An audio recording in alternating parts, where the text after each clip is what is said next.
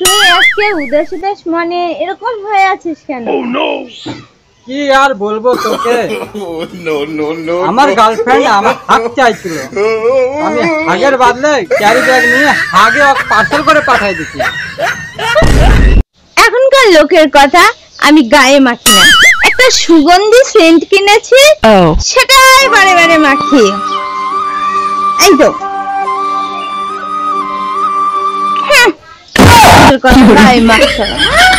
হিন্দুরা গরু খায় না, মুসলিমরা শুকর খায় না, একথা সত্য।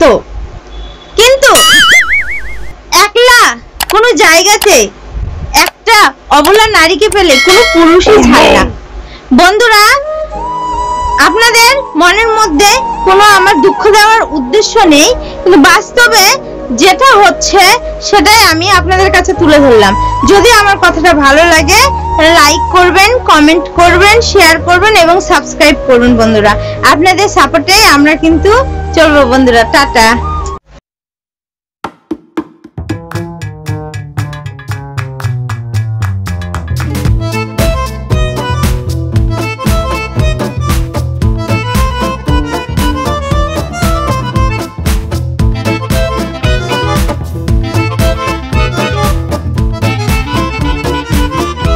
কথা শোনো না, কমেন্ট করুন, লাইক করুন।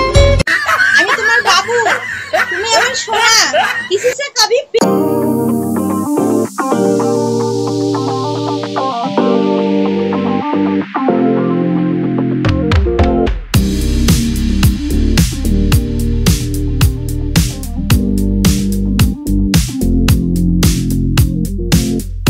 ছেলেদের খাটনি শেষ নেই।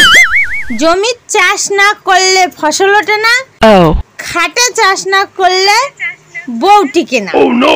কি বৌদি, ঠিকই তো বলেছ। যেরকম আমরা জমির চাষ না করলে ফসল ওঠে না আর খাটের চাষ না করলে বউ টেকে না, এটা সঠিক কথা। কিন্তু বউ যদি বাচ্চা না দেয় তাহলে ভাত আর টেকে না।